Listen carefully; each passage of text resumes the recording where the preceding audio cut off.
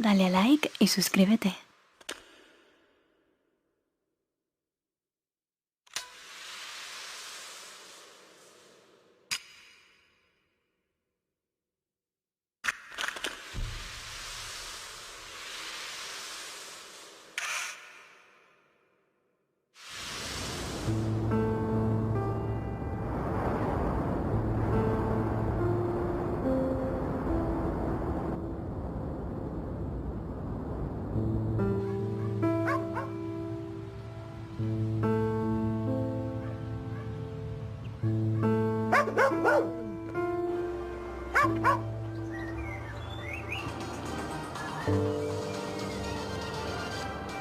A finales del año 2013, el presidente de Kazajistán le entregó al presidente español de visita oficial en el país un regalo insólito. Las fichas de los 152 españoles que estuvieron presos en los campos de trabajo de Karagandá, cuando el país era una república soviética.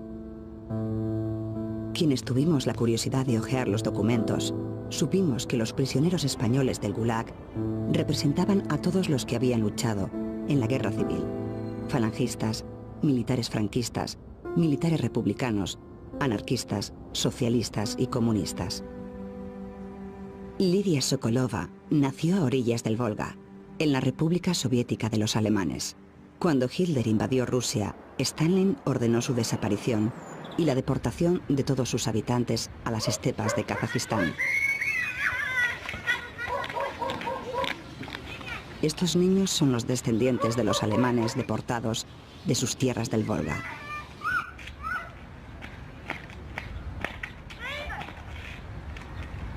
Como es natural, ni desconfían de sus vecinos ni guardan secretos de Estado. Pero en tiempos de Stalin no era así. Entonces, a los más pequeños se les enseñaba a callar. Era una imprudencia hablar de lo que ocurría alrededor, y más aún de aquellos que vivían entre las alambradas en la esquina de la calle. O de los altos gerifaltes soviéticos que entraban y salían del edificio de la policía secreta en Dolinka. Aquí residía el mando del Gulag. Gulag son las siglas del sistema de campos de trabajo forzoso y estaba controlado por la policía de Stalin. En 1936, Stalin dictó una nueva figura delictiva: el enemigo del pueblo.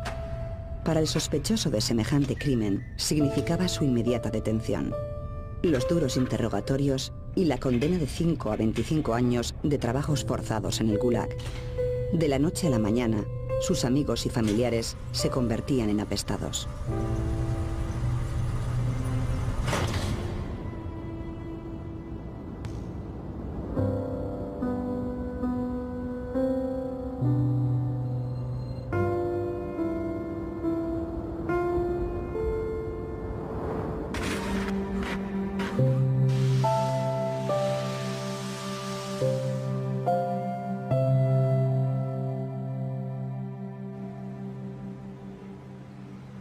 Lidia Sokolova apenas ve ni oye y se expresa con dificultad. Pero ahora, con 85 años, quiere saber por boca de una extranjera lo que ocurrió al lado de su casa, a los vecinos que vivían tras las alambradas del Gulag. Todo empezó el 18 de julio de 1936, cuando el ejército colonial de España en Marruecos se sublevó contra el gobierno constitucional de la República. Las tropas golpistas de Franco cruzaron a la península. Se les unieron otros militares rebeldes y avanzaron desde el sur hacia Madrid y el norte de España.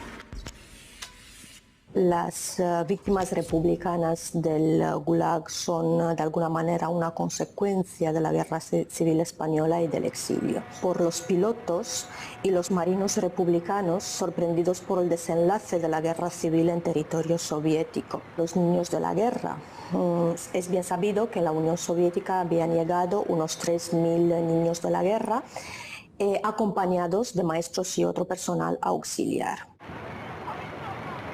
La Unión Soviética acogió a estos niños y niñas, en su mayoría hijos de afiliados al Partido Comunista de España. Iban acompañados por profesores, médicos, enfermeras y cuidadores españoles. El que fue niño de la guerra, Manuel Arce, confiesa que todo lo que recuerda del embarque en Santurce y el viaje hasta Leningrado es una intensa emoción, la de viajar por primera vez. Tenía 8 años. Pues nos recibieron, vamos, fue algo apoteósico, la gente, pues...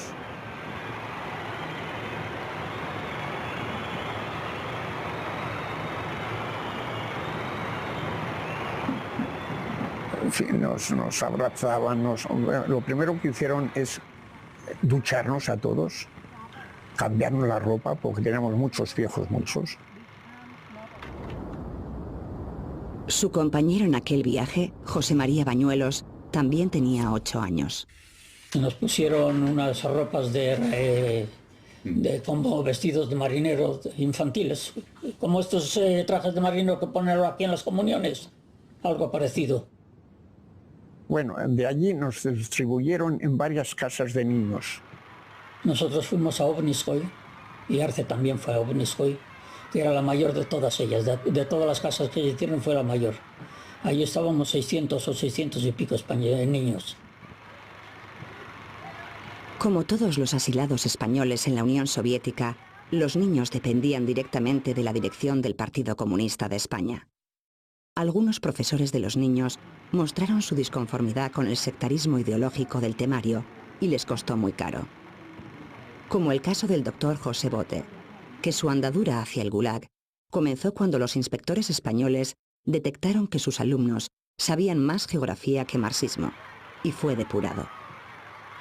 Pero también es cierto que los niños españoles asilados en la URSS fueron recibidos y tratados con los mejores cuidados, mejor incluso que la mayoría de los niños soviéticos de su edad. Como en unas vacaciones soñadas, vivían en una nube.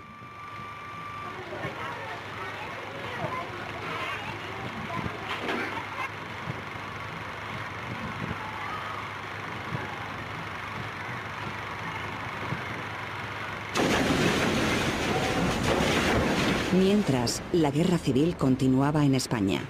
Hitler apoyaba activamente a los sublevados de Franco y Stalin al gobierno constitucional de la República. A finales de marzo de 1939, unos días antes de acabar la guerra civil, varios barcos con bandera tricolor de la República se encontraban fondeados frente a Odessa, esperando una carga que nunca iba a llegar. También, como parte de la ayuda soviética que el gobierno de la República pagaba con las reservas del Banco de España, pilotos españoles eran entrenados en la base de Kirovabad, en la República Soviética de Azerbaiyán. La guerra ha terminado. Burgos, 1 de abril de 1939. Año de la victoria. El generalísimo Franco. Miles de republicanos pasaron a Francia y otros lo hicieron camino del norte de África o hacia las costas de América, dando comienzo a un largo y doloroso exilio. Francisco Ramos Molins, ingeniero y oficial de la República, pudo pasar a Francia. Allí fue recluido como otros muchos republicanos españoles, pero al poco tiempo una casualidad le llevó a Moscú. Y pasa la frontera con su gente. Les requisan las armas, que es llamado por el PCE a Rusia para dar cuenta de ese fracaso en la guerra. En ese tiempo llegan el barco que llega a Leningrado con niños pequeños. Y entonces él, que en principio tendría que tener como destino la Academia Frunze, lo mandan como profesor a Odessa a cuidar, a hacer de maestro de estos niños, él y unos cuantos más. Pero eso ya tenía el sentido de castigo de alguna manera.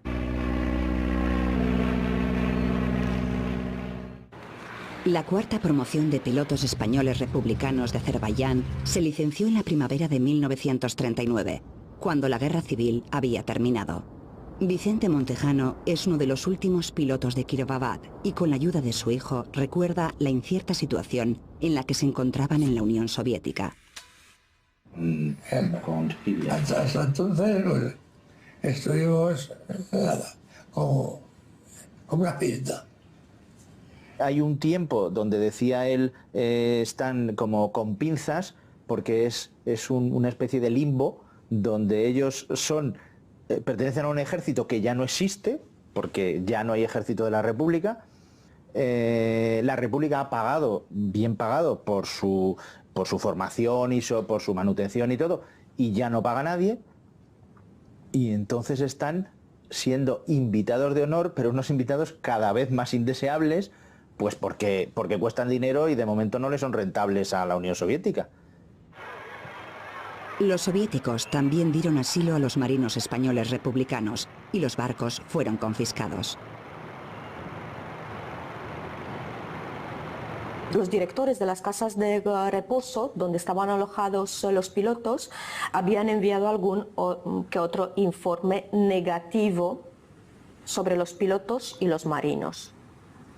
No se habían integrado bajo ningún concepto en la vida soviética. Aún más, durante 2 años hicieron gestiones para salir de la Unión Soviética con destino a otros países o repatriarse a España. Julián Fuster, cirujano jefe de sanidad de un cuerpo de ejército republicano, se exilia en Moscú. 2 meses después del fin de la guerra de España, Fuster se quedará atónito como el mundo entero con la firma del pacto entre Stalin y Hitler. A los pocos días de sellar su amistad con Stalin, los nazis atacaron y sometieron a Holanda, Bélgica y Francia, y lo intentaron con Inglaterra. Y sin embargo, Stalin seguía siendo amigo de Hitler. La enorme extensión de Kazajistán, más de 5 veces el tamaño de España, tenía una población escasa para satisfacer las necesidades de la minería y de la industria soviética. Pero Stalin consiguió colonizar el territorio por la fuerza, con las deportaciones de pueblos y regiones que creía desafectas a su régimen, con los presos comunes y políticos del Gulag y finalmente con los prisioneros de guerra. El 22 de junio de 1941, el hasta ayer amigo de Stalin, Adolf Hitler, ordenó a sus ejércitos cruzar las fronteras de la URSS. Pese al caos producido por la invasión y las apremiantes necesidades de la guerra, las autoridades soviéticas dieron la orden urgente de poner a salvo a todos los niños españoles. De noche tuvimos que salir con mochilas a la estación de ferrocarril, y nos llevaron a Moscú, y de Moscú por el río Volga, primero por el canal y luego por el río Volga, en unas gabarras, eran gabarras, no eran barcos, pues nos llevaron allí a Saratov. Hubo diversas formas de evacuación. Un poco desorganizado fue porque claro, los alemanes avanzaban tan rápido que a los rusos no les dio tiempo ni de reaccionar. Nos evacuaron a la región del Volga, la región de los alemanes del Volga, que a los alemanes los expulsaron porque eran colaboradores, se conoce que fueron colaboradores de los nazis, y los expulsaron de allí. Llegamos en el momento cuando acaban de recoger la cosecha. Y claro, les dejaban llevar lo que podían llevarse cuando los deportaron. Todo el ganado que tenían, la cosecha toda recogida, además muy organizado, lo tenían y todo, pues se quedó allí y eso nos vino muy bien. En octubre se incorporó a los ejércitos invasores alemanes una división española de voluntarios, la División Azul, en la que sirvieron 47.000 españoles. Los oficiales eran militares profesionales de Franco y la tropa, supuestamente, voluntarios falangistas. Aunque las razones para ir a la guerra eran tan variadas como diferentes eran cada uno de ellos. Bueno, pues no, más que nada, bueno, también. Después éramos muchos y no había que trabajar nada. Pues algunos marchamos. Pues para mí un problema económico de que pasaba miseria no era suficiente para poderse ir. Creo que se fue por eso y porque quería conocer el mundo, oye. Yo creo que quería conocer el mundo. Siempre hemos sido muy aventureros en la familia. Fue enorme, aquello fue muy emocionante.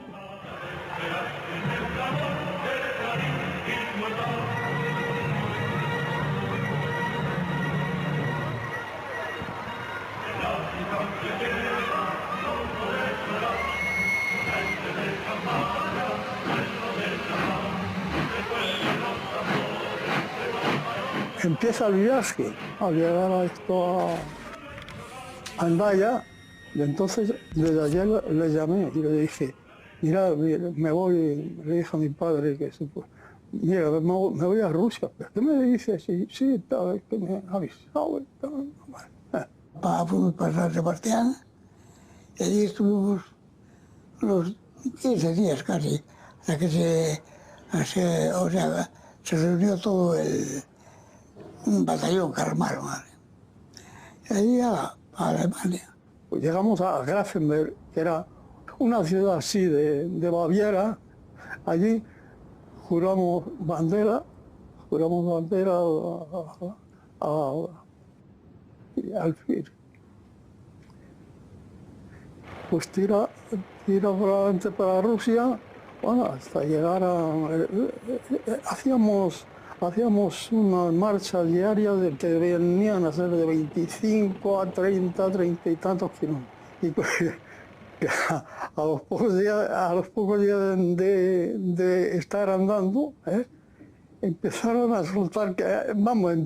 a soltar cascos y caretas, sobre todo caretas antigas, y quedaron todas las... Yo no recuerdo en Rusia, haberme puesto, tener casco. En principio no, bueno, eran bulos, era Radio Makuto, ¿no? En principio decía que íbamos a Moscú, nos mandaba para el frente más al norte, o sea, a una parte del Volsco estaban los rusos y a otra parte nosotros. Nosotros hicimos una cabeza de puente para meternos en...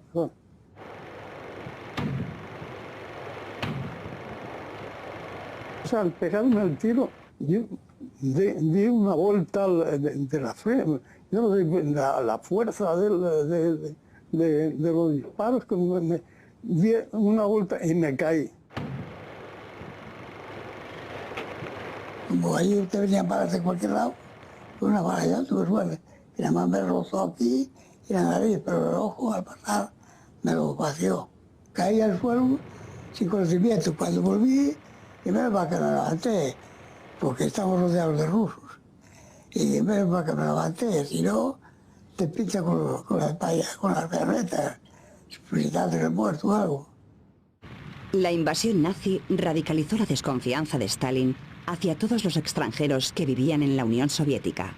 Hasta que empieza la guerra, el hecho de que no se asimilen se mira mal. Se mira muy mal por parte del personal, de los jefes del Partido Comunista Español, que ya están exiliados allí. Pero claro, ya cuando empieza la guerra y ya es o estás conmigo o estás contra mí, pues ahí es donde los que no están conmigo, detenidos y a los campos. No solamente eso, sino que ya empiezan a detectar que hay chivatazos, que dentro de su ámbito de amistad, de repatriados aún no, expatriados al revés, existe esa comunicación que de repente alguien dice no sé qué, es que no hemos comido bastante, o esto está sucio, o aquella mujer que está trabajando en la calle, ¿cómo es posible con este frío?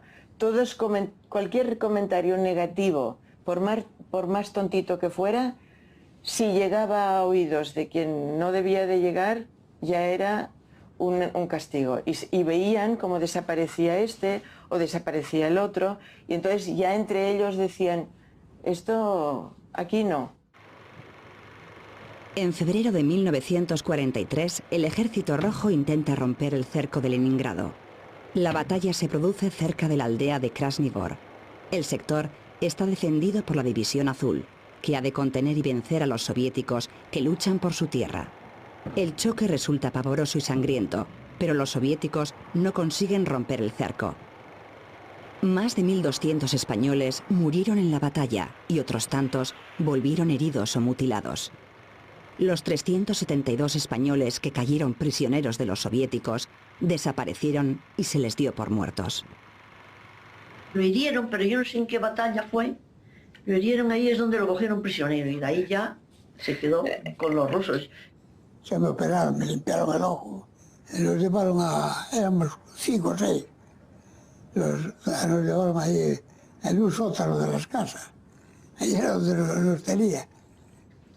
Desde mi punto de vista, mi padre pasó un tiempo en Siberia. estuvo herido en la guerra y no podía trabajar. Tuvo un accidente, es decir, que se cayó la mina y mi padre se quedó totalmente herido, fatal. Y luego de Saratov nos trasladaron a Stalingrado ya, a la fábrica de tractores de Stalingrado, que fue precisamente cuando nosotros fuimos antes del bloqueo, pero ya el bloqueo nos pilló allí. Y estábamos trabajando, en vez de tractores hacíamos munición. Lo que es el frente de batalla, las trincheras estaban a 400 metros de donde estábamos nosotros trabajando.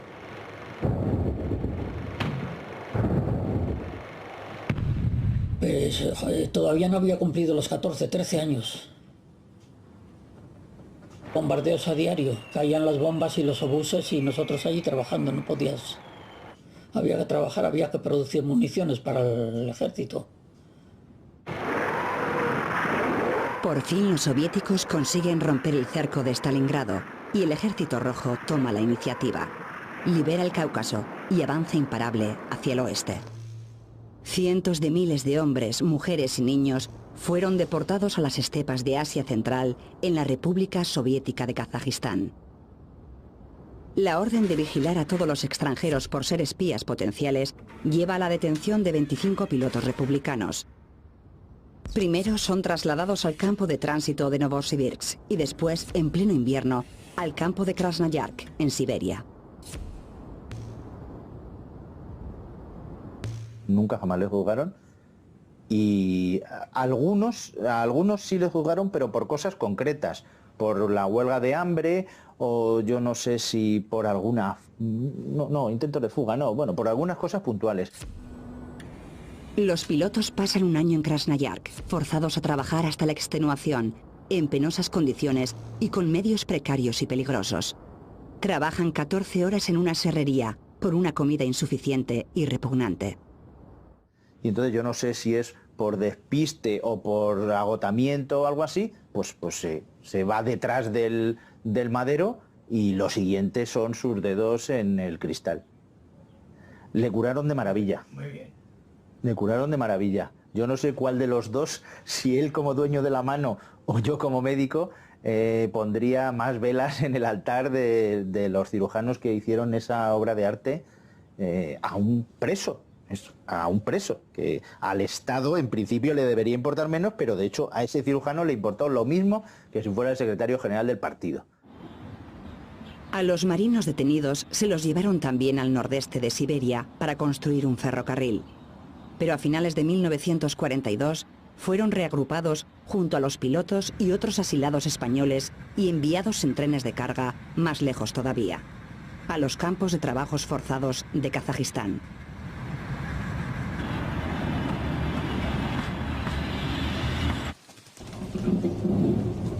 Bueno, también cuenta desplazamientos me contaba desplazamientos en vagones de ganado, en unas condiciones terribles y días, y luego sacarles, pues no sé si amenazados con los perros o bajarles de una patada en el culo, cosas de esas.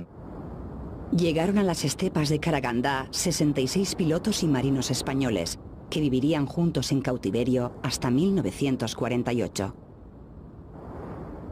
Al llegar a Karagandá, después de semanas de viaje en tren y tratados como ganado, les esperaba lo peor: los 36 kilómetros que les separaban de los campos. Era el mes de diciembre, y para llegar andando al infierno se tardaban 12 horas de penosa marcha, caminando por la estepa nevada y con temperaturas de 30 grados bajo cero. El campo de Kokusek tenía una población reclusa de 15.000 civiles, hombres, mujeres y niños de varias nacionalidades, a veces familias enteras. Al principio de la guerra, la mortandad en el Gulag de Kazajistán llegó al 65% de la población reclusa.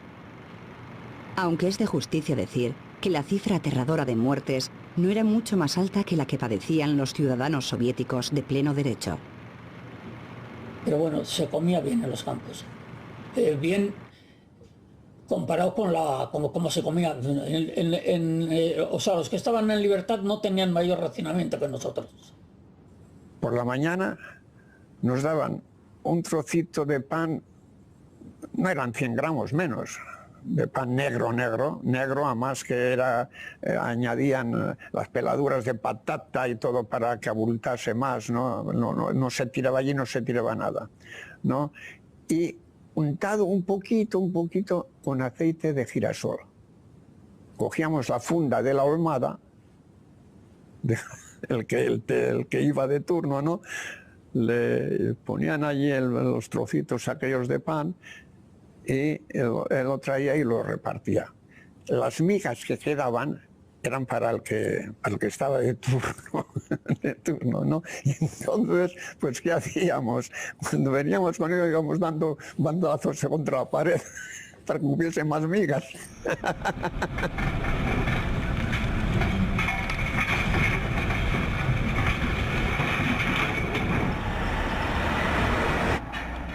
Las minas de carbón eran peligrosas y el trabajo durísimo. Hoy en las canteras se despedaza el material con explosivos y se acarrea en enormes camiones. En la época del Gulag, miles de prisioneros picaban y desmenuzaban el mineral con simples picos y palas y lo acarreaban con cestas y carretillas. Como recuerda el hijo del prisionero Julián Fuster, ir a las minas, a las fábricas o a trabajos más livianos era cuestión de físico. Un dudoso criterio científico decidía el destino de los prisioneros. Llegaba una comisión médica y hacía desfilar a los presos desnudos, de espaldas. Entonces comprobaban la turgencia de sus nalgas. Según fuese la turgencia de sus nalgas, eran obreros de primera, de segunda, de tercera, es decir, destinados de nuevo al trabajo de las minas, de las fábricas o a otros trabajos auxiliares. El trabajo físico continuado y brutal y la atmósfera polvorienta hacía estragos entre los prisioneros de las minas.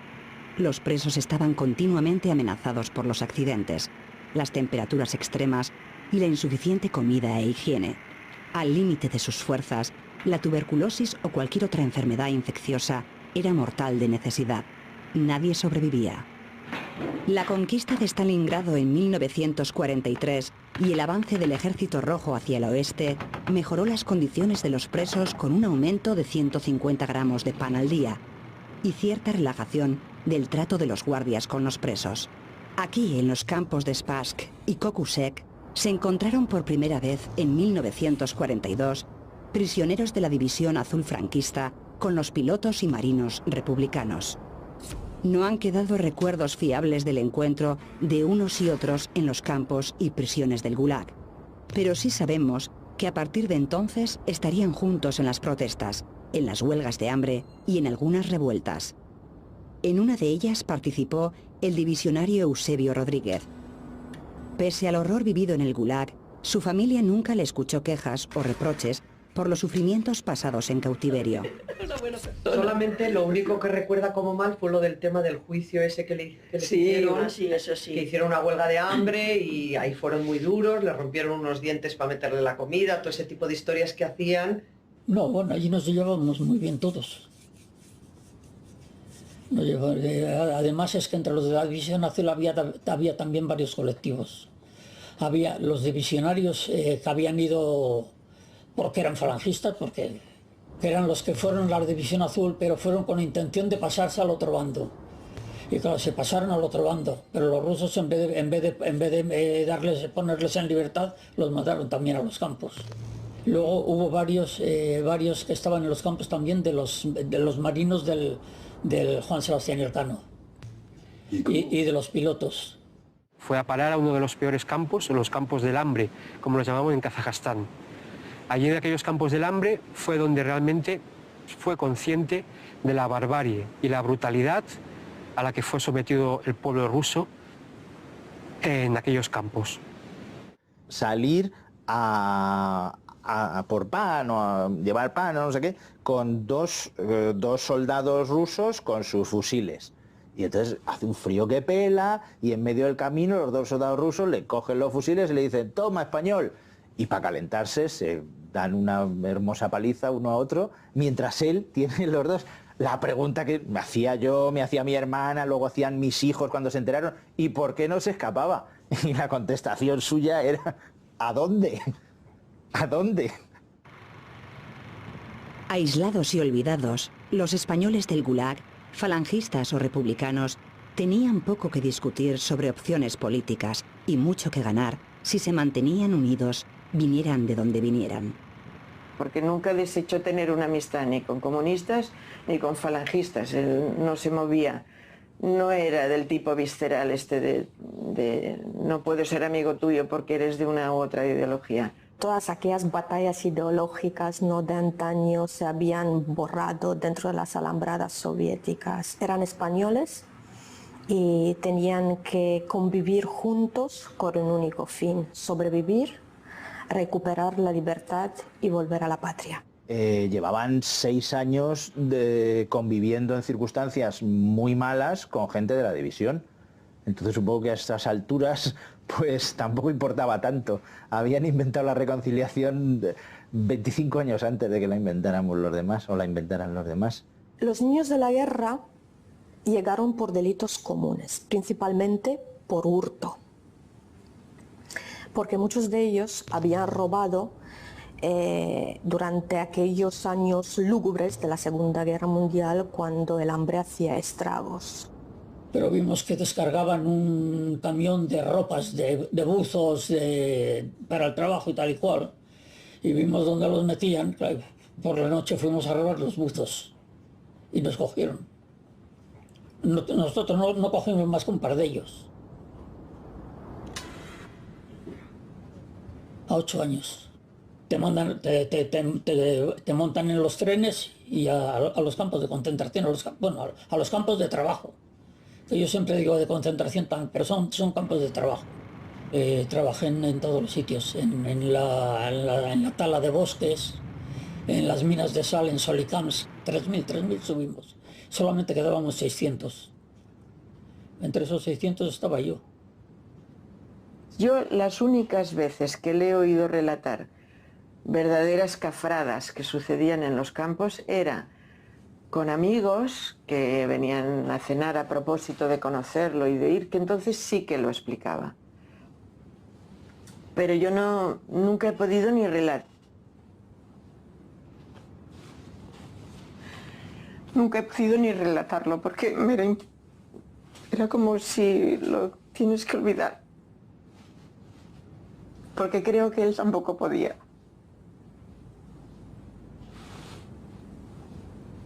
Un francés liberado del Gulag en 1946 certificó en este sencillo papel que había conocido a españoles republicanos prisioneros en los campos de Karagandá. Son las primeras noticias que llegan a Occidente de los españoles en el Gulag. Y después tenemos la gran campaña realizada por la Federación Española de Deportados e Internados Políticos desde Francia para la liberación de los marinos e internados republicanos en Karagandá. Quien lo sabe es el Partido Comunista de España. Y el Partido Comunista de España no es que no haga nada por ellos, sino que para el Partido Comunista de España ellos son traidores. La respuesta de los comunistas españoles llegó a través de las páginas del Mundo Obrero, que toda la campaña de Karagandá es un montaje falangista lanzado por la dictadura fascista, capitaneada por los anarquistas, con la ayuda de las potencias. Entonces ni le interesa, ni además puede hacer nada, porque claro, tampoco se pide que el Partido Comunista de España en el exilio vaya a escribir a Franco a decirle, oye, que tienes ahí unos de los otros y que los saques.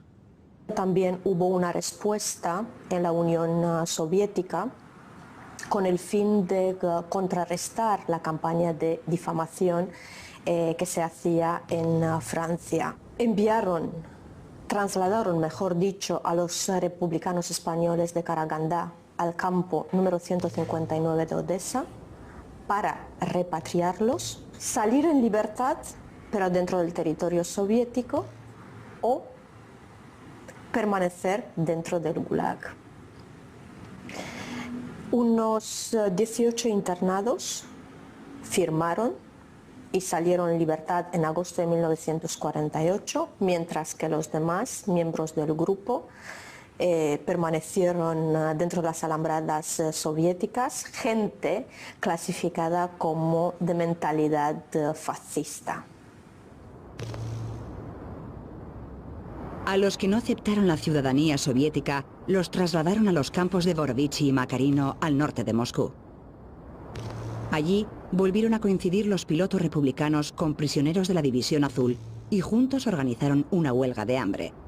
Los dispersaron y los enviaron más lejos, a Siberia y Kazajistán. En 1948, una noticia llegada de las estepas de Kazajistán conmueve al mundo. Los soviéticos han detonado con éxito una bomba nuclear. Tuve noticias y no presencié la prueba nuclear, pero sí vi el resplandor.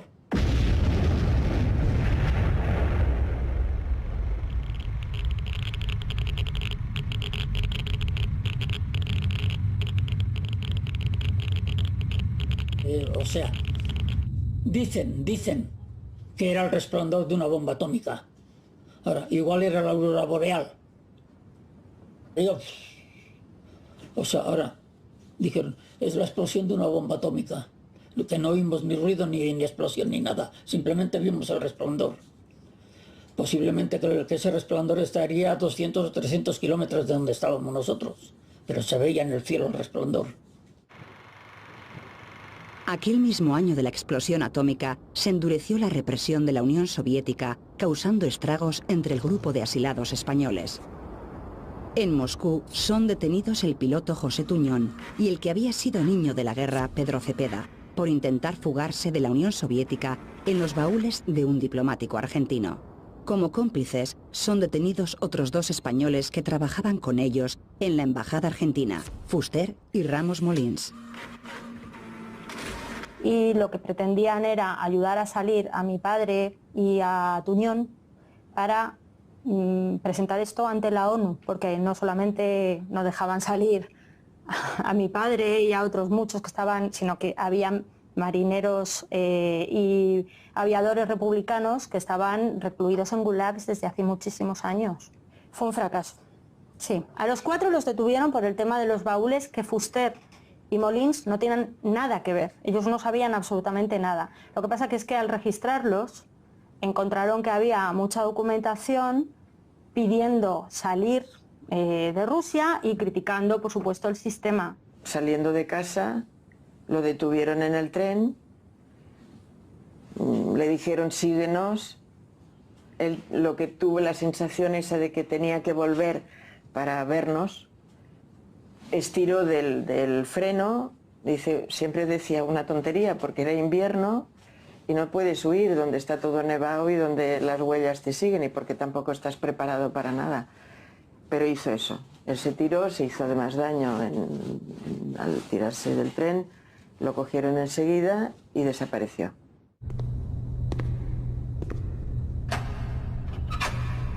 Interrogados y torturados en la Lubyanka, condenados a 10 y 20 años y tras un largo viaje en trenes de ganado, llegan a Kazajistán.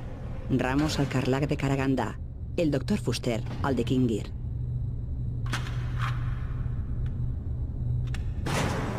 En 1953 muere Stalin y una inevitable sensación de cambio recorre la Unión Soviética y el resto del mundo.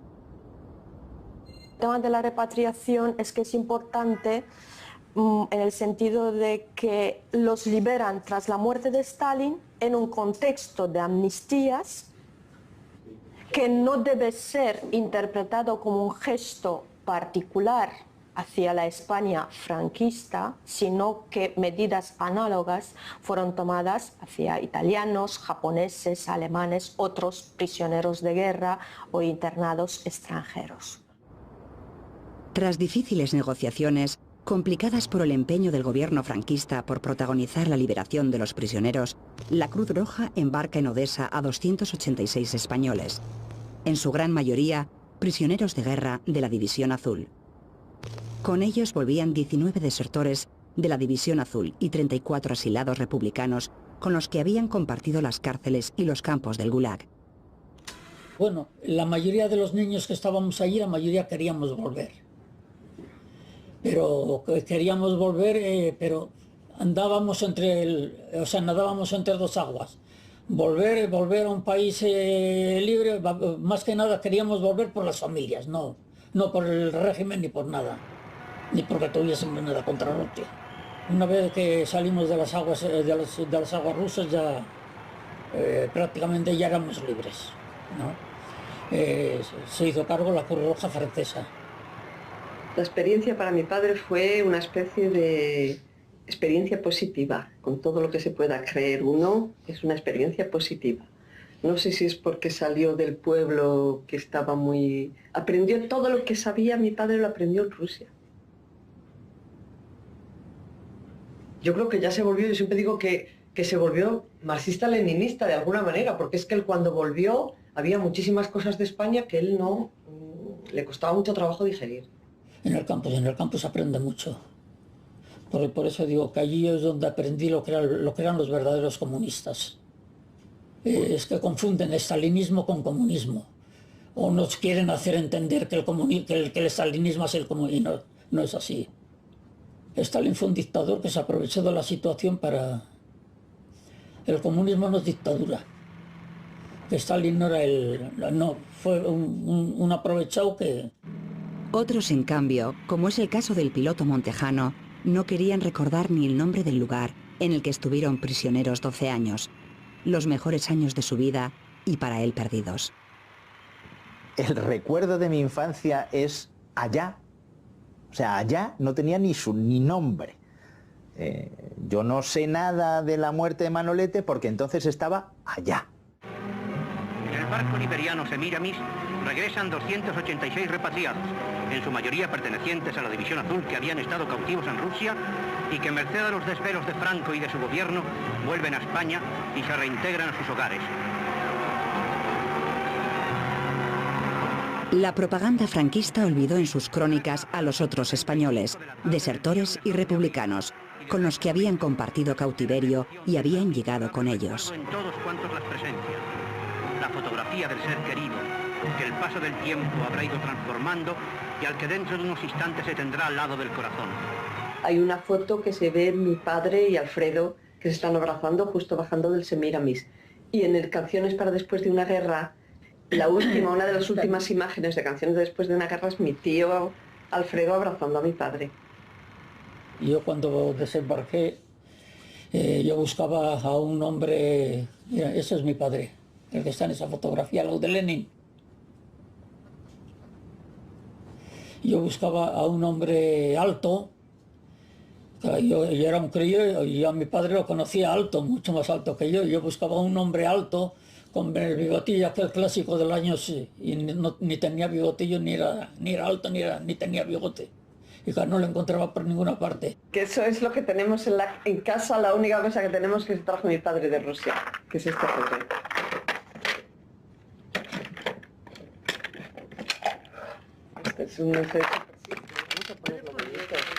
No fue fácil para los republicanos recién llegados adaptarse a la vida española de entonces. Algunos incluso pidieron volver a Rusia y volvieron. Los que se quedaron en España fueron interrogados y controlados. Se temía que vinieran como agentes infiltrados de los soviéticos.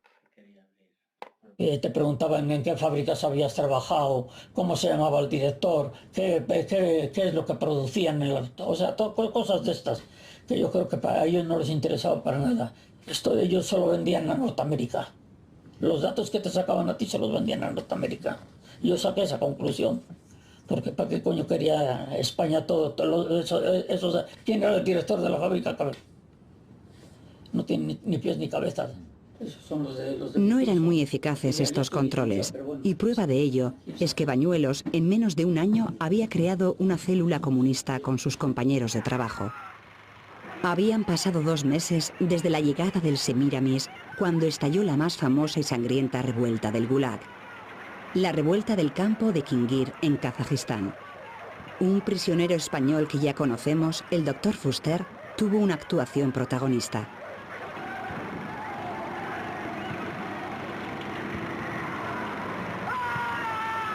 Y fue uno de los muchos testigos de la revuelta de 40 días de Kingir. Hay 2 menciones de Solzhenitsyn en el archipiélago Gulag. Sí que en el libro de Anne Applebaum, el Gulag, la historia de los campos de concentración soviéticos, sí que menciona la labor de Fuster junto con el grupo de enfermeras para salvar la vida de los presos. Testigos presenciales contaron que Fuster estuvo operando a los heridos durante 72 horas seguidas, sin dormir y sin comer, mantenido con tazas de té hasta que cayó al suelo sin conocimiento. Por fin, en 1956, Fuster consiguió salir de la Unión Soviética. Se había casado de nuevo, tenía una hija y volaron los tres a París y después a Barcelona. Cuando Fuster volvió, vivió de Rusia, vivió aquí, pues a lo mejor 3 meses, hasta que le dieron el permiso para irse a Cuba. Fuster es que eran amigos del alma. Fuster estaba, cuando volvió del Congo, volvió y estuvo en Palafrugell, que es donde conoció a su última esposa, y tuvo a Rafael, que era un chico joven. Siempre me he dicho, bueno, Rafael, es un milagro que estés vivo, porque realmente es un milagro que mi padre hubiera podido salir ileso de tantas aventuras o desventuras, como queramos llamarlo. La foto del campo también, del campo del Kendir. Sí, Fuster murió en Tarragona en 1991, a los 80 años de edad y después de una vida de novela. En cualquier circunstancia, él consideraba que era algo básico para comenzar o para hacer cualquier cosa, era siempre ir con la verdad por delante. Todos los españoles del Gulag vivieron experiencias extraordinarias, merecedoras de los mejores relatos. Es tan cierto como que cualquiera de ellos hubiera preferido ahorrarse las desventuras y desgracias y haber vivido la juventud en libertad.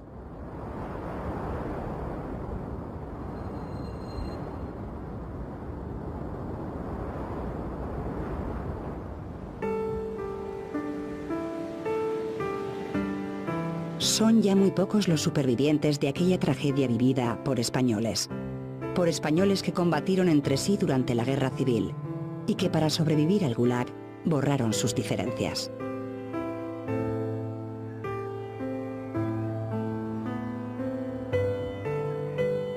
Lidia Sokolova nos ha hecho saber la profunda pena que le ha producido recordar a quienes compartieron con ella aquellos años terribles de su infancia y juventud.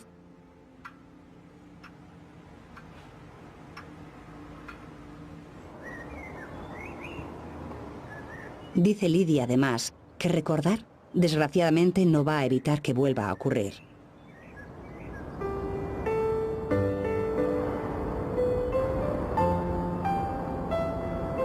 En el cementerio próximo a los campos de Spassk y Kokusek reposan los cuerpos de más de 5.000 prisioneros del Gulag de Karaganda. Unos monolitos erigidos por sus diferentes países lo recuerdan.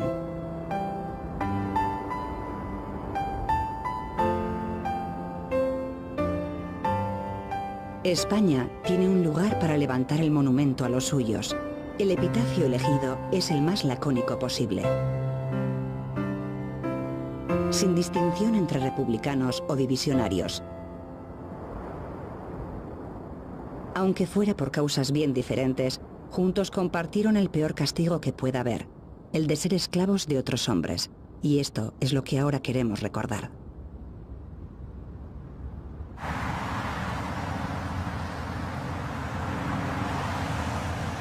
En algunos viajes nos surge al paso un foco de interés inesperado y acudimos a la llamada de la curiosidad, sin temor a cambiar el sentido y las intenciones que teníamos al partir. Este es el caso. El interés por conocer a los jinetes de las estepas cambió inesperadamente por seguir la pista de unos españoles de diferentes ideologías que fueron a parar a los campos de trabajo forzados de Stalin.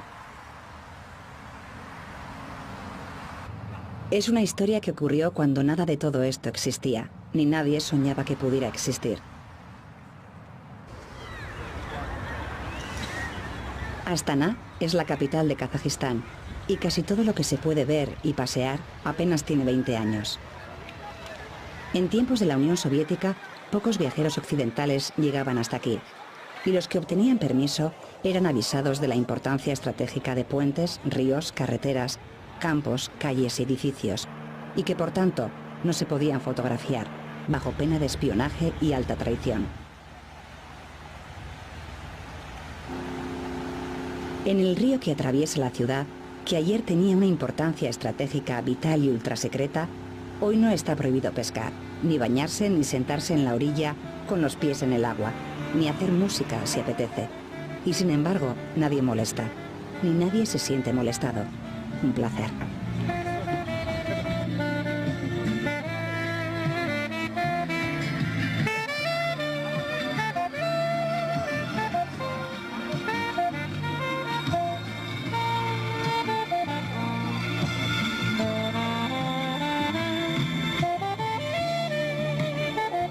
Llama la atención que hay un elevado porcentaje, el 30% de la población, que no son asiáticos. Son de raza caucásica y casi todos ellos descienden de los deportados, los que Stalin expulsó de sus tierras y los obligó a vivir y a trabajar aquí.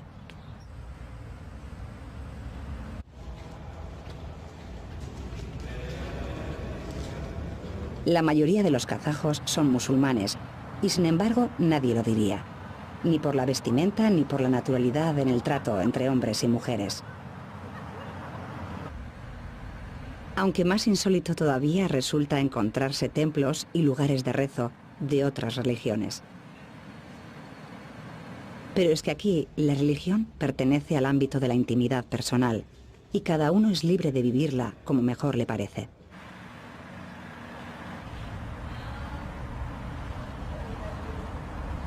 Nunca se sabe dónde ocurrirá lo que nos haya de ocurrir. Vakit Dusenbayev fue nombrado aquellos días embajador de Kazajistán en Madrid y se tomó con muchísimo interés la noticia de prisioneros españoles en el Gulag kazajo entre 1941 y 1956. Empezamos a investigar, nos pusimos en contacto con el Archivo Estatal de Kazajstán y descubrimos el tema de los españoles que pasaron por el Gulag de Karagandá. Y allí aparecieron las fichas de la KGB, con el nombre, la procedencia, el oficio y el día de ingreso y salida del sistema de trabajos forzados del régimen soviético. Nos pareció un tema muy humano, un tema relacionado con la memoria histórica que podría interesar tanto en Kazajstán como en España. Yo hace 2 años no tenía ni idea de que había unos españoles que habían pasado por aquí. Descubre uno todos los días datos, hechos que generan nuevos espacios de cooperación. La decisión de Stalin de deportar a millones de personas a Kazajistán fue una tragedia de consecuencias incalculables, incluso para el propio tirano. Gracias a él están aquí, claro, tuvieron que pagar un precio muy caro y muy alto, pero la Iglesia está hoy aquí gracias a Stalin. Camino de Karagandá pensaba todavía que lo más interesante de la historia de los españoles del Gulag era que habían convivido juntos, siendo de ideologías antagónicas, franquistas y antifranquistas. Karagandá debe su desarrollo a las minas próximas de carbón. El combustible al alcance de la mano hizo posible el asentamiento urbano y la creación de industrias relacionadas con la siderurgia. Hay en Kazajistán minerales de todas clases, desde gas y petróleo hasta uranio y oro. Pero la aportación de toda esta riqueza al conjunto de la Unión Soviética nunca fue proporcional a lo que Moscú devolvía a la República de Kazajistán. Una afrenta que los kazajos no olvidarán. A pocos kilómetros de Karagandá está Dolinka. Aquí son mayoría los kazajos alemanes y ucranianos, y todavía queda gente que recuerda para su desgracia los tiempos del Gulag. La intención de convertir en museo el antiguo cuartel general del Gulag de Karagandá es recordar lo que ocurrió con el sistema de trabajo esclavo de la Unión Soviética. Aunque lo que sobrecoge al visitante no son tanto las fotos, los documentos y las recreaciones del drama, sino la sordidez de sus sótanos, de las mazmorras.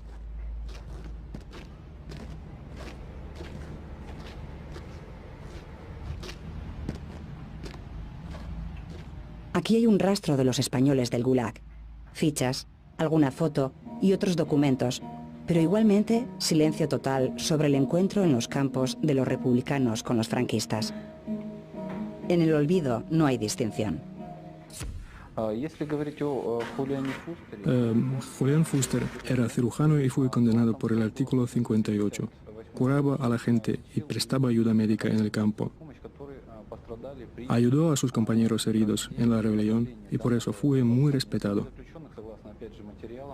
De él solo había opiniones positivas.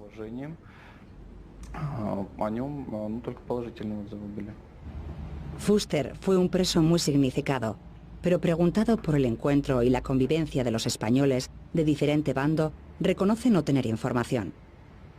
Fuera de cámara, nos recordó la ley no escrita del Gulag. Aquí solo rige el interés, y el único interés es sobrevivir. La historiadora kazaja Ekaterina Kuznetsova nos recordó que la pretendida reeducación de los presos tenía además otros propósitos. Aprobaron la orden número 00447 el año 1937, según la cual se daba comienzo a una represión indiscriminada. En la orden se decía que el propósito de la represión masiva era además la colonización de las zonas más alejadas de la Unión Soviética.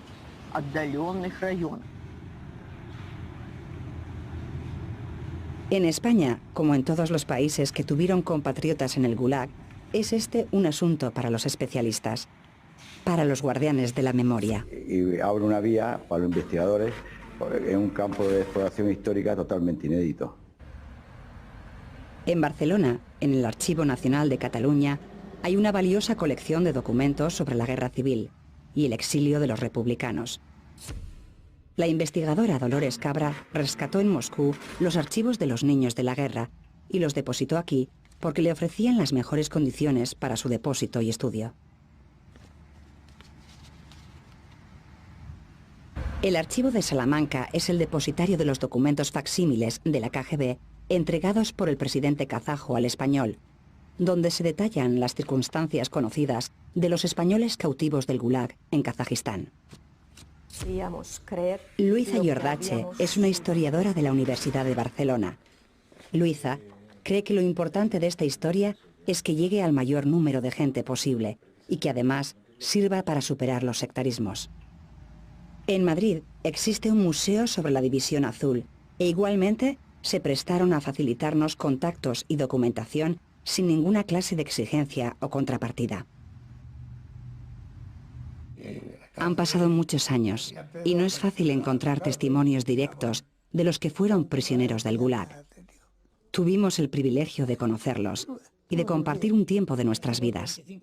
Los protagonistas nos facilitaron además valiosos documentos y anécdotas de su cautiverio y de su vuelta a España. Gracias a todos ellos. Sin duda, el escenario que resume la tragedia del Gulag es el cementerio de Spassk, donde descansan más de 5.000 seres humanos de muchas nacionalidades. Hay que volver a decirlo. Murieron esclavos de otros hombres. Que nunca les llegue el olvido.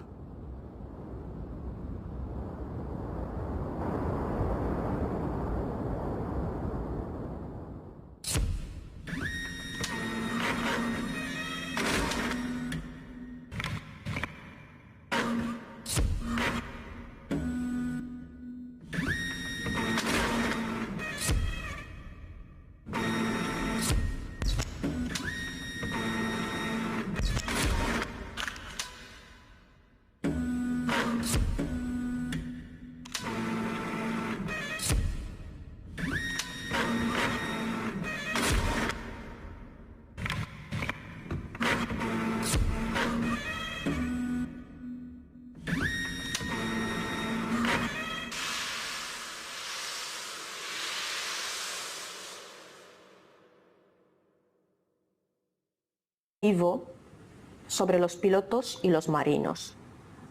No se habían integrado bajo ningún concepto en la vida soviética. Aún más, durante 2 años hicieron gestiones para salir de la Unión Soviética con destino a otros países o repatriarse a España. Julián Fuster, cirujano jefe de sanidad de un cuerpo de ejército republicano, se exilia en Moscú.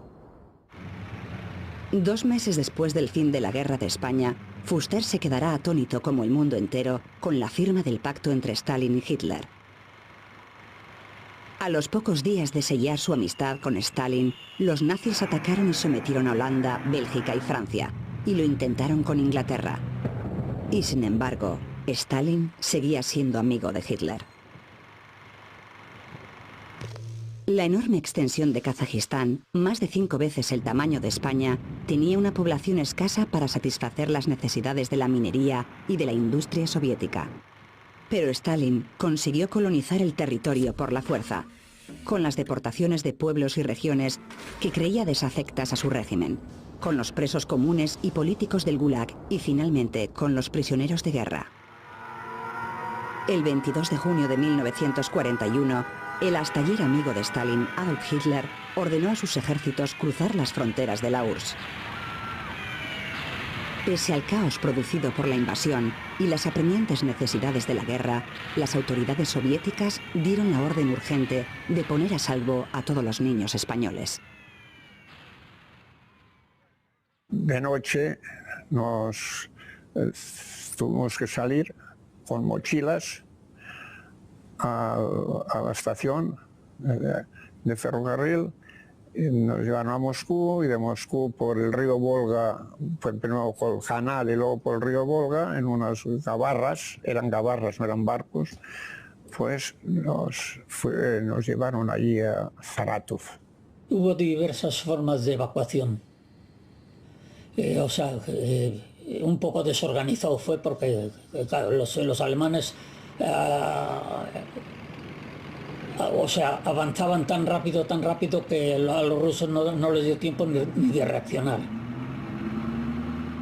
Nos evacuaron a la región del Volga, a la región de los alemanes del Volga, que a los alemanes los expulsaron porque eran colaboradores, se conoce que fueron colaboradores de los nazis, y los expulsaron de allí. Llegamos en el momento cuando acaban de recoger la cosecha. Y claro, les dejaban llevar lo que podían llevarse cuando los deportaron. Todo el ganado que tenían, la cosecha toda recogida, además muy organizado lo tenían y todo, pues se quedó allí y eso nos vino muy bien. En octubre se incorporó a los ejércitos invasores alemanes una división española de voluntarios, la División Azul, en la que sirvieron 47.000 españoles. Los oficiales eran militares profesionales de Franco y la tropa, supuestamente, voluntarios falangistas. Aunque las razones para ir a la guerra eran tan variadas como diferentes eran cada uno de ellos. Dale a like y suscríbete.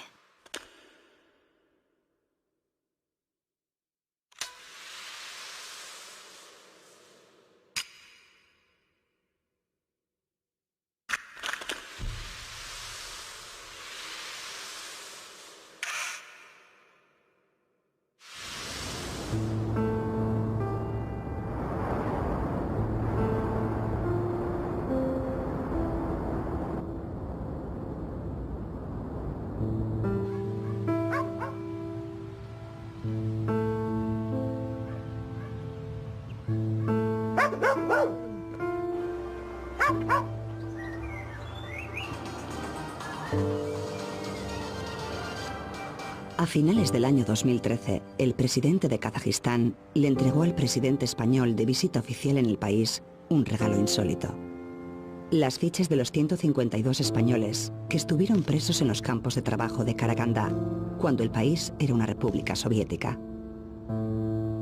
Quienes tuvimos la curiosidad de hojear los documentos, supimos que los prisioneros españoles del Gulag representaban a todos los que habían luchado en la guerra civil: falangistas, militares franquistas, militares republicanos, anarquistas, socialistas y comunistas. Lidia Sokolova nació a orillas del Volga, en la República Soviética de los Alemanes. Cuando Hitler invadió Rusia, Stalin ordenó su desaparición y la deportación de todos sus habitantes a las estepas de Kazajistán.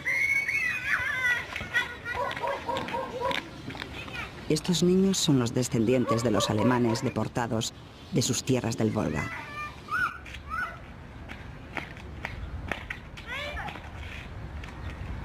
Como es natural, ni desconfían de sus vecinos, ni guardan secretos de Estado. Pero en tiempos de Stalin no era así. Entonces, a los más pequeños se les enseñaba a callar.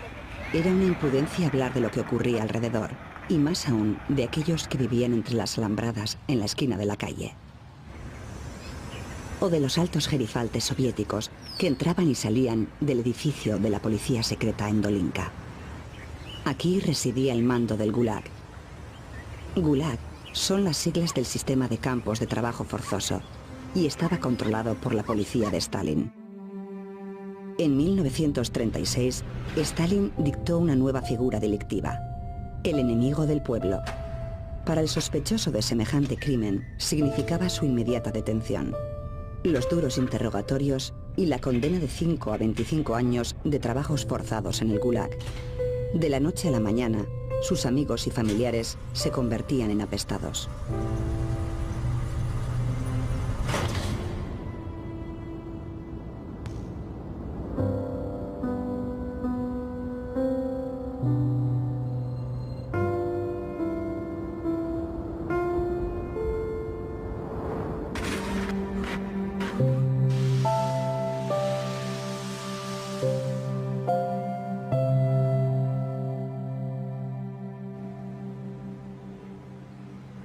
Lidia Sokolova apenas ve ni oye y se expresa con dificultad.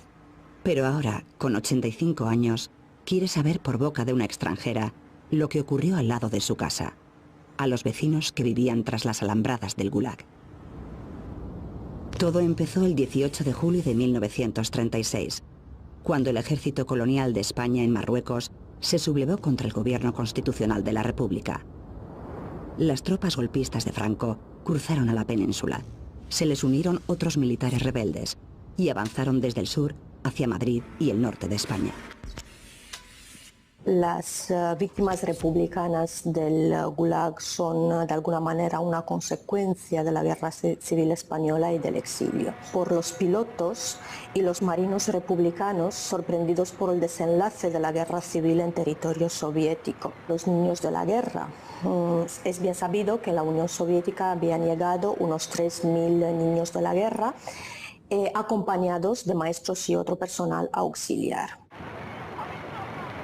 La Unión Soviética acogió a estos niños y niñas, en su mayoría hijos de afiliados al Partido Comunista de España. Iban acompañados por profesores, médicos, enfermeras y cuidadores españoles. El que fue niño de la guerra, Manuel Arce, confiesa que todo lo que recuerda del embarque en Santurce y el viaje hasta Leningrado es una intensa emoción, la de viajar por primera vez.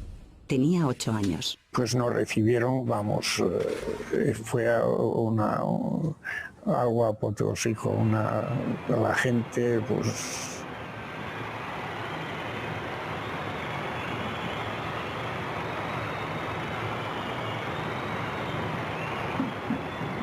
En fin, nos abrazaban, lo primero que hicieron es ducharnos a todos, cambiarnos la ropa, porque teníamos muchos viejos, muchos. Su compañero en aquel viaje, José María Bañuelos, también tenía 8 años. Nos pusieron unas ropas como vestidos de marineros infantiles, como estos trajes de marinero que ponen aquí en las comuniones, algo parecido. Bueno, de allí nos distribuyeron en varias casas de niños. Nosotros fuimos a Obninskoye y Arce también fue a Obninskoye, que era la mayor de todas ellas, de todas las casas que hicieron fue la mayor. Ahí estábamos 600 o 600 y pico niños. Como todos los asilados españoles en la Unión Soviética, los niños dependían directamente de la dirección del Partido Comunista de España. Algunos profesores de los niños mostraron su disconformidad con el sectarismo ideológico del temario y les costó muy caro. Como el caso del doctor José Bote, que su andadura hacia el Gulag comenzó cuando los inspectores españoles detectaron que sus alumnos sabían más geografía que marxismo, y fue depurado. Pero también es cierto que los niños españoles asilados en la URSS fueron recibidos y tratados con los mejores cuidados, mejor incluso que la mayoría de los niños soviéticos de su edad. Como en unas vacaciones soñadas, vivían en una nube.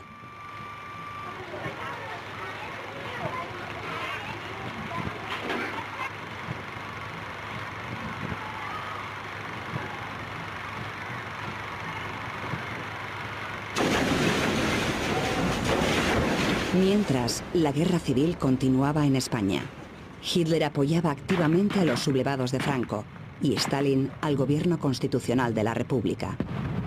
A finales de marzo de 1939, unos días antes de acabar la guerra civil, varios barcos con bandera tricolor de la República se encontraban fondeados frente a Odessa, esperando una carga que nunca iba a llegar. También, como parte de la ayuda soviética que el gobierno de la República pagaba con las reservas del Banco de España, pilotos españoles eran entrenados en la base de Kirovabad, en la República Soviética de Azerbaiyán. La guerra ha terminado. Burgos primero de aquí, 1939. Año de la victoria. El generalísimo Franco. Miles de republicanos pasaron a Francia y otros lo hicieron camino del norte de África o hacia las costas de América, dando comienzo a un largo y doloroso exilio. Francisco Ramos Molins, ingeniero y oficial de la República, pudo pasar a Francia. Allí fue recluido como otros muchos republicanos españoles, pero al poco tiempo una casualidad le llevó a Moscú. Y pasa la frontera con su gente. Les requisan las armas, que es llamado por el PCE a Rusia para dar cuenta de ese fracaso en la guerra. En ese tiempo llegan el barco que llega a Leningrado con niños pequeños. Y entonces él, que en principio tendría que tener como destino en la Academia Frunze, lo mandan como profesor a Odessa a cuidar, a hacer de maestro de estos niños, él y unos cuantos más. Pero eso ya tenía el sentido de castigo de alguna manera.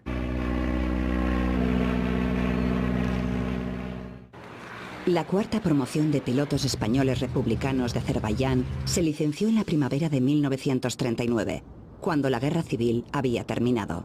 Vicente Montejano es uno de los últimos pilotos de Kirovabad y con la ayuda de su hijo recuerda la incierta situación en la que se encontraban en la Unión Soviética. Hasta entonces pues, estuvimos como una cinta. Hay un tiempo donde decía él están como con pinzas porque es una especie de limbo donde ellos pertenecen a un ejército que ya no existe porque ya no hay ejército de la República. La República ha pagado, bien pagado, por su formación y por su manutención y todo, y ya no paga nadie, y entonces están siendo invitados de honor, pero unos invitados cada vez más indeseables, pues porque cuestan dinero y de momento no le son rentables a la Unión Soviética. Los soviéticos también dieron asilo a los marinos españoles republicanos y los barcos fueron confiscados. Los directores de las casas de reposo, donde estaban alojados los pilotos, habían enviado algún que otro informe negativo. Más que nada, bueno, también, después éramos muchos y no había que trabajar nada, pues algunos marchamos. Para mí un problema económico de que pasaba miseria no era suficiente para poder seguir. Creo que se fue por eso y porque quería conocer el mundo, oye. Yo creo que quería conocer el mundo. Siempre hemos sido muy aventureros en la familia. Fue enorme, aquello fue muy emocionante.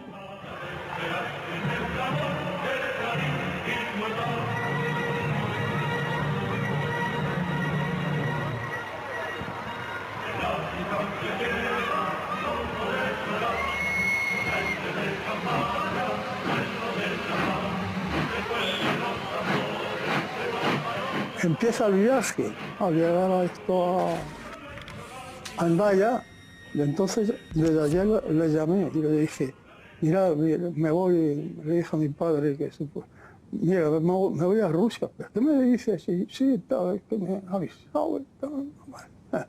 Fuimos para San Sebastián y allí estuvimos unos 15 días casi, hasta que se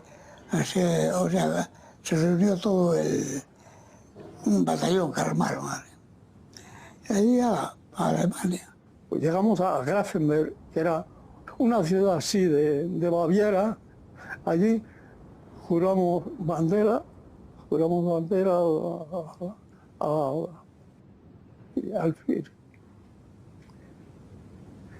Pues tira probablemente para Rusia, bueno, hasta llegar hacíamos unas marchas diarias de que venían a ser de 25 a 30 y tantos kilómetros. Y pues, a los pocos días de estar andando, empezamos a soltar cascos y caretas, sobre todo caretas de antigas, y quedaron todas las... Yo no recuerdo en Rusia, haberme puesto, tener casco.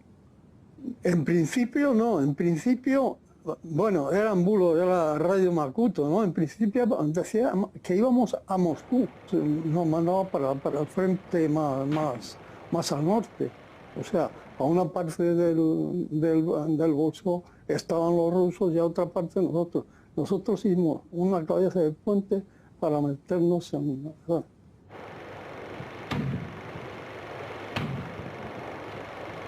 O sea, al pegarme el tiro, yo di una vuelta de la frente. Yo no sé, la fuerza de los disparos, que me di una vuelta y me caí. Como ahí usted venía a pararse de cualquier lado, con una bala ya tuve suerte. Y nada más me rozó aquí y la nariz, pero el ojo al pasar me lo vació. Caí al suelo sin conocimiento. Cuando volví, menos para que me levanté, porque estamos rodeados de rusos. Y menos para que me levanté, si no, te pincha con las bayonetas, gritando el muerto o algo. La invasión nazi radicalizó la desconfianza de Stalin hacia todos los extranjeros que vivían en la Unión Soviética.